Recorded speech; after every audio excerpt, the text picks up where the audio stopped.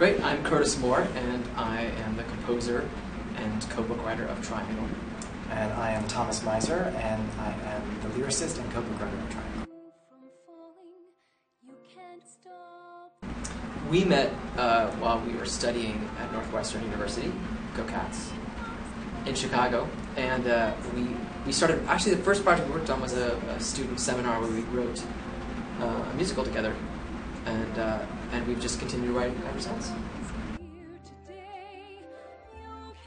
It actually started from when I was in high school. I read about the fire and I was sort of fascinated by it, but then the real impetus for the show came from when I arrived in New York.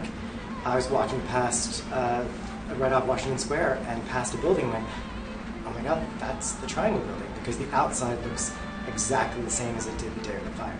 The fire just got at the interior, the exterior is the same. And then I realized that it was an NYU building, chemistry building, and there are students in there working today who are the same age as the young women who died in the fire working at the factory. It's also great because we snuck into that building a few times, and it's really exciting because you look at the pictures of the Triangle fire factory from before the fire, just these long rows, thin rows of tables of sewing machines that these women would sit at. And when we go, we've recently been back up in there, you just look at the same room, are these long rows of now lab tables. So the parallels are just uncanny.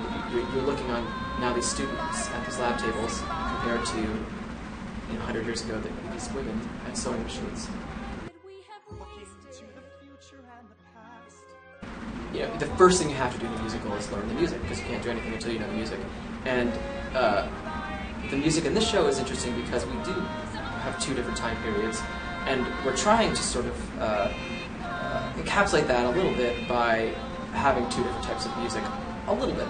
And so it's just a bigger vocabulary to learn, and it's a smaller cast, and everyone has double duty. There's double casting in our show. I think the great thing about TheatreWorks, the TheatreWorks Festival, is that it is about development. It's about writing. So, we write stuff in our room and don't hear actors doing it, and we get here, and within the first day, we heard one song that was new. Big ensemble number, took many hours to write and to rehearse. And afterward, we're like, that doesn't tell the story we thought it was going to tell. And we've already cut it for the next reading. We may resurface in different ways, but that's already a day of rehearsal and lost as far as a performance. But for us, it's not lost. That was incredibly valuable. That's why the festival is amazing. Well, the big surprise was that we spent a long time trying to figure out how the show would start, and we've just changed it again overnight.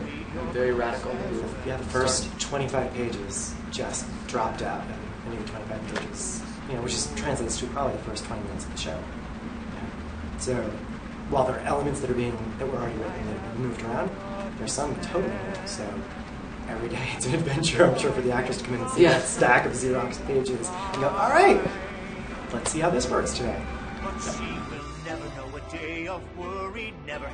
I think a couple things. We're definitely hoping to learn if the audience goes on the journey with us.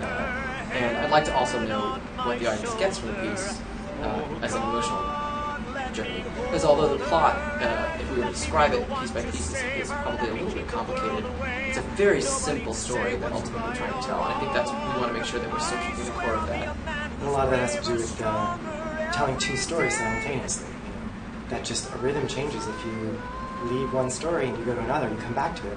How much have they retained? What information do they need again? What actually emotional thing carries over from past to present? If you put two things next to each other, it changes the value